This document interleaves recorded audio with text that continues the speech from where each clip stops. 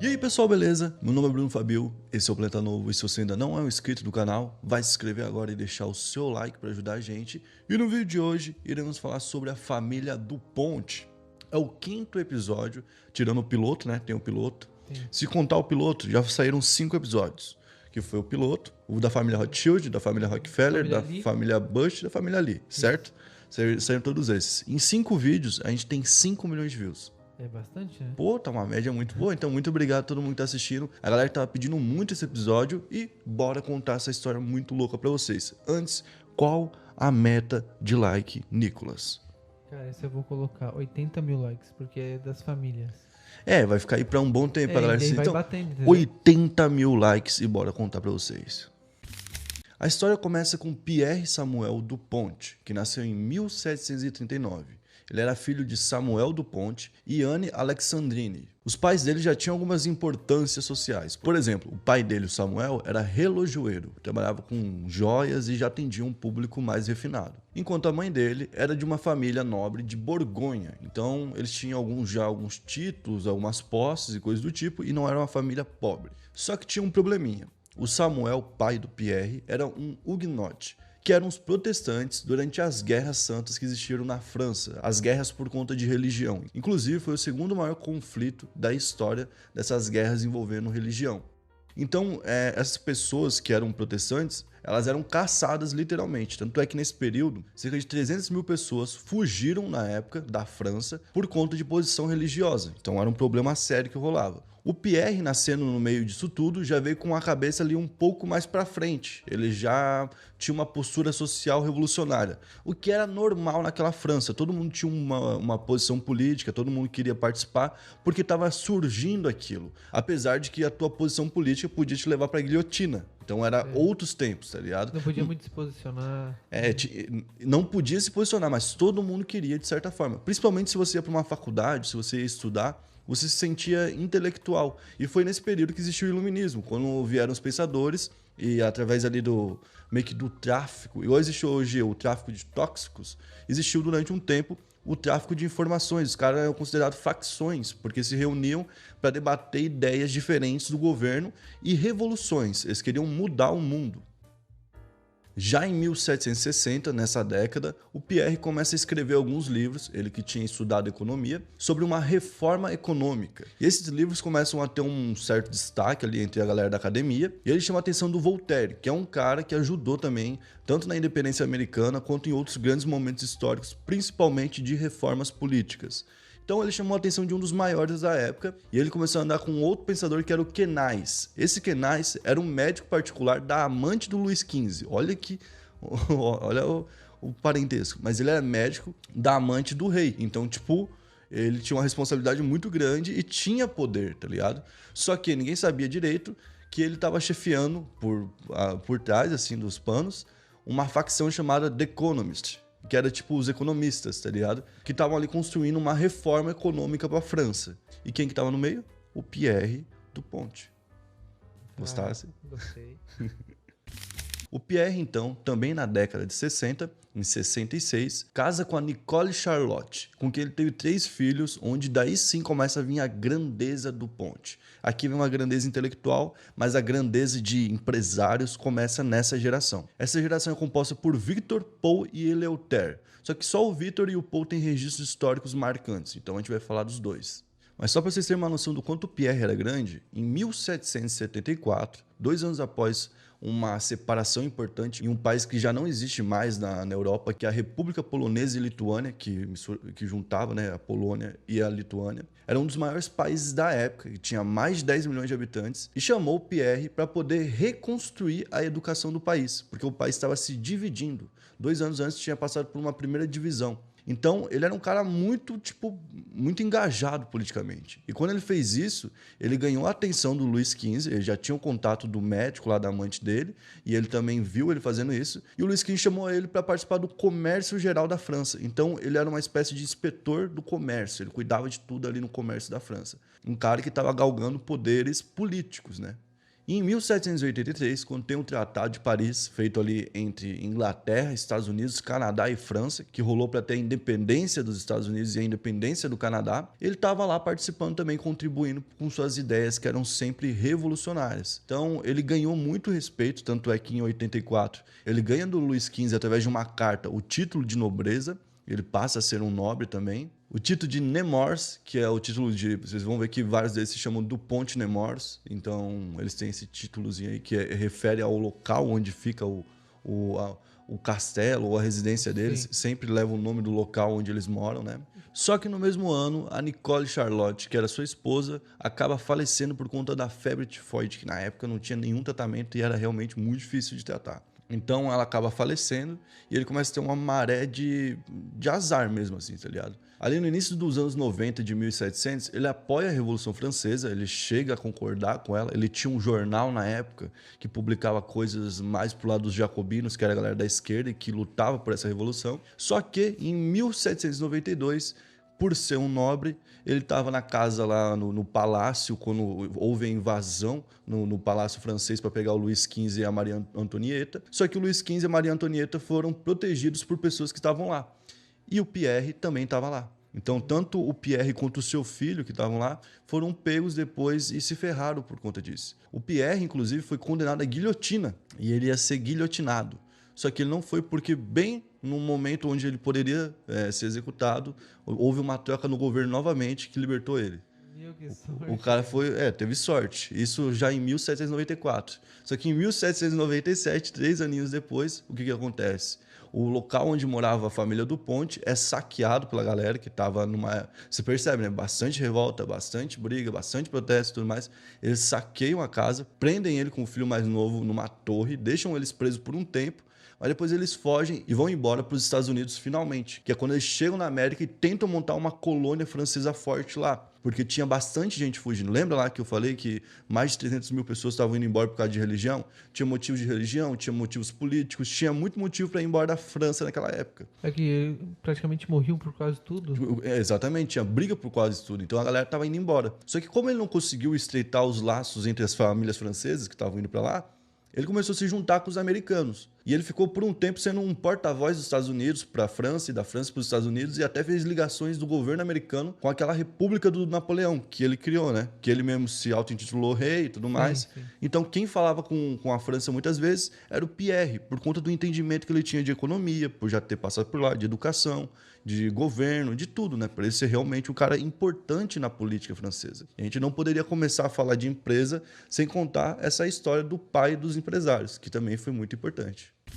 O Pierre, então, ficou nos Estados Unidos até 1817, quando acabou falecendo. Vamos falar então agora do Victor, que foi seu primeiro filho. O Pierre se casou em 1766 e em 1767, no ano seguinte, nasceu o Victor Dupont. O Victor, na época, era muito apegado com o pai e acompanhou ele em várias atividades. Ele, inclusive, trabalhou com o pai na época que o pai trabalhava para o rei, no departamento de comércio, e ele começou a se aproximar do governo cada vez mais, por conta do pai dele, obviamente. Tanto que ele foi trabalhar como ministro francês, lá na Filadélfia e também em Nova York, onde ele ficou 4 anos, ficou 2 anos em cada estado, e ficou como um representante da França lá nos Estados Unidos, fazendo essa ponte já da família Dupont com os Estados Unidos, que sempre foi muito forte. Então, nos anos 80, ele está lá na América, e ele acaba conhecendo, nesse período aí, a Gabrielle Josephine, com quem ele casou. Isso já em 1794. Quando ele casa com ela, ele volta para a França, tenta tocar a vida ali, né, com a influência política que ele já tinha. Só que em 1797 rola aquele saque na casa dos Dupont e ele também fica traumatizado e decide ir embora de vez da França. Quando eles chegam nos Estados Unidos, o Victor, junto com seu pai Pierre e com seu irmão Eleuthère, eles começam a se aproximar do governo americano. E em 1811, quando o irmão dele já está com uma empresa andando, uma empresa de pólvoras, o Eleuthère, que a gente já vai falar daqui a pouco, ele cria, ali próximo da fábrica do irmão dele, ele cria também uma fábrica de lã para trabalhar com algodão. E essa fábrica vai crescendo, crescendo e ganhando poder. Então foi um dos primeiros negócios do Dupont que deu muito certo. Ele acabou falecendo 10 anos depois do pai, em 1827, e não viu muito do que a Dupont se tornou. A Dupont já era muito grande quando ele faleceu, mas ela ficou muito, muito maior. O Vitor foi um filho de destaque também, mas o Eleutério é o verdadeiro herdeiro ali do Pierre, né? Ele, quando nasce em 71, ele desde pequeno se interessou por explosões e coisas do tipo, muito por conta do pai que já gostava de ciência, já gostava de estudar, então ele foi forçado, incentivado a isso. E com apenas 14 anos ele já tinha feito um artigo sobre a pólvora da França. Então, Caraca, novo assim. o cara era crânio pra caramba, tá ligado? E em 87, quando ele tinha 17 anos, ele começou a estudar com um cara chamado Antoine Lavoisier. Eu não sei se pronuncia assim, mas eu acho que é. E esse cara é um dos maiores estudiosos da história da química. Até fui dar uma pesquisada para ver as coisas que ele tinha feito. Uma das que ele tinha descoberto era a teoria de como o oxigênio funciona na hora da combustão, do fogo ali, sabe? Sim. Ele estudou isso, imagina, nessa época, ainda em 1700 e pouco. O cara era nada, né? O cara era muito zica. E estudando juntos, os dois ficaram muito amigos. Tanto é que quando o Lavoisier foi para o governo francês, ele levou junto o Eleutério. E aí o Eleutério também saiu quando ele saiu. Então, onde ia o Messi, ele ia atrás, tá ligado? É tipo uma dupla infalível. Esse cara foi mais ou menos uma dupla infalível. Só que quando ele saiu do governo, ele foi chamado pelo pai dele, que era o Pierre, para trabalhar naquele jornal. Lembra que eu falei que eles tinham uma editora, jornal e tudo mais? Ele foi trabalhar no jornal, escrevia até algumas colunas, falava sobre a Revolução. Ele era um membro da Guarda Armada da Revolução Francesa, então ele era um cara bem ativo, até mais do que o pai. Então, em 1800, chegando na América, no início do século, com tudo acontecendo, tudo virando, lembra que é nessa época aqui que as maiores transformações do mundo surgem, né? Quando ele chega nos Estados Unidos, ele começa a visitar alguns locais que operam com pólvora, já que ele já tinha aprendido muito sobre o assunto e já tinha trabalhado no governo francês. Ele vai com um oficial do exército, que era um oficial da França, que foi para os Estados Unidos e começou a trabalhar para o governo dos Estados Unidos. Doideira, né? Esse oficial que estava trabalhando para o governo, ele vai até lá e vê como é feita a pólvora nos Estados Unidos. E ele percebe que a pólvora é feita de um jeito meio errado e meio atrasado. E que ele tinha uma tecnologia melhor para oferecer para o governo dos Estados Unidos, tá ligado? Então, o que ele pensa? Vou trabalhar para o governo dos Estados Unidos? Não, eu vou criar minha empresa, pô. Tá certo? Tá pensando grande, né? Então, em 1802, ele cria a empresa E. DuPont Dynamos and Company. É um nome gigantesco que hoje já é reduzido só para DuPont, certo? E tudo começou com um moinho de pólvora na beira de um rio lá de Delaware, que era a cidade que o pai dele escolheu no final da vida para viver. Aí você vê que a presença do pai é muito forte na vida e na mente ali do Eleutério no início da DuPont. Aqui a empresa do Eleutério começa a passar por uma série de problemas, entre elas enchentes, desabamentos e vários problemas naturais mesmo assim, né? E tem uma dificuldade para continuar grande, mas cada ano que passa vai dobrando ou triplicando de tamanho. E isso vai acontecendo, até que eles se tornam a maior empresa que trabalha com pólvora do mundo. Só isso. Ele então tinha transformado o nome da DuPont em um dos maiores nomes da época e um dos mais importantes. E isso fez ele ficar conhecido por muita gente, por quase todo mundo naquela época, né? E fez ele ficar conhecido como uma fama de um cara que pensava muito nos negócios. E quando a sua esposa, Sophie Dalmas, acabou falecendo, o Rembrandt, que é um artista muito conhecido que a gente estuda na escola, o Rembrandt, ele pintou um quadro falando sobre a tristeza dele de ter dado importância a vida toda pro serviço e não ter podido nem se despedir direito da esposa, tá ligado? Sim, Então, tipo, o cara pisou ali um pouco ali no calo dele e logo em seguida, em 1834, uns anos depois, ele faleceu, dizem que por problemas do coração, também por estresse. Então, até o último momento da vida dele, ele tava pensando na empresa, tá ligado? Você vê, tipo, que o Rockefeller também fez isso, John D, né? A maioria desses caras que são muito grandes fazem isso. Eles ficam loucos por causa da empresa, tá ligado? A DuPont então vai passando na mão dos herdeiros, de mão em mão. Vão entrando também sócios e comprando ações da empresa. E lá na frente, quase um século depois, em 1902, existe uma compra das ações dos sócios feita por 3 bisnetos, na época, do Eleutério. Então, 3 bisnetos deles, de sangue mesmo, sanguíneo, recompraram a empresa e fizeram ela crescer absurdamente. Na época, eles ainda eram os maiores, já eram muito grandes, já não trabalhavam só com pólvora, eles eram maiores em vários segmentos de química, e eles foram comprando várias empresas químicas uma atrás da outra. Então, qualquer empresa ali que pudesse ser, por exemplo, não precisa nem ser de produção, poderia ser de pesquisa com química, eles tinham interesse em comprar e entrar naquele mercado. E um outro motivo para eles não trabalharem só com pólvora é porque no século anterior eles tinham conseguido ter 288 explosões trabalhando. Então eles tinham perdido 298 pessoas, que se você parar para pensar, nem é tanto. Foi quase só uma por explosão, mas tiveram muito problema e muita perda. Então eles queriam outros locais também. Não que trabalhar com química em qualquer área seja fácil, mas trabalhar com pólvora provavelmente é bem mais perigoso pelos números que a gente vê, né? Em 1912, o governo criou um pacote de leis na época que proibia um monopólio que estava acontecendo com várias empresas, né? E foram para cima da DuPont por ter comprado várias empresas da área química. Uma dessas empresas tinha sido comprada em 1910, que se chamava Fabricode Company, que criava o couro dos carros. Sabe o que é couro que vai no banco? Então, não existia muito carro no mundo. A indústria automobilística era ridiculamente pequena e muito realmente limitado, tá ligado? Tipo, era um Só que os caras já estavam pensando ali na frente. E o próximo herdeiro da DuPont que começou a cuidar da empresa, que foi o Pierre DuPont, em 1914, estava investindo nas ações da GM, que é dona da Chevrolet, Cadillac, sim. Hummer, só. Essas coisas aí, tá ligado? Então o cara estava investindo ali e sabia que ali era o futuro. Então, durante a Primeira Guerra, eles veem que está aumentando muito a valorização dessas empresas que trabalham com carro, das automobilísticas, porque precisa para a guerra. Eles começam a usar os carros nas guerras. Então, a demanda vai aumentando cada ano, vai dobrando, triplicando. Mesma coisa que aconteceu lá com a DuPont antes com a pólvora, aconteceu agora também. E a DuPont estava lucrando muito na guerra. Eles venderam 40% das munições dos Estados Unidos e dos aliados na Primeira Guerra. É isso que tá ser a maior, porque ele vai vender pra todo mundo. Eles já vendiam pra todo mundo, tá ligado? E quem fez o meio de campo, depois do final da Primeira Guerra, pra que a DuPont virasse realmente uma grande proprietária da GM, foi um cara chamado John Hascob. Esse John Hascob já tinha sido tesoureiro da DuPont, ou seja, tinha passado pela empresa e agora estava trabalhando na GM como conselheiro. E ele falou pros caras da DuPont para investirem 25 milhões naquela época, que era uma grana do caramba, tá ligado? Para comprar a GM. E eles falaram, cara, se a gente investir na GM e fazer ela ser a maior do mundo, tá ligado? Nesse ramo, a gente só tem a ganhar. Por quê? A gente vai vender a nossa tinta para botar nos carros, a gente vai vender o nosso couro para botar nos carros, a gente vai vender o nosso plástico para botar nos carros, e a maioria dos componentes que vão no carro, a gente fabrica. Então, tá tudo bem, vamos fazer isso. Eles estavam investindo também em posto de gasolina naquela época e estavam começando a pensar em investir em refinaria. Sabe que o Ford tem um sistema Fordista, onde ele compra todo o processo, faz todo o processo. Era meio que isso, os caras estavam comprando tudo e fazendo tudo. E aí rolou essa união de DuPont e GM. Só que essa união, lá depois da Segunda Guerra, por conta talvez de algumas atitudes da DuPont durante a Segunda Guerra, o governo americano vem atrás e fala, essa união aí tá ruim, eu acho que é monopólio. Por que eu falo assim meio rindo? Porque o monopólio só começa a aparecer pro governo quando a empresa incomoda o governo.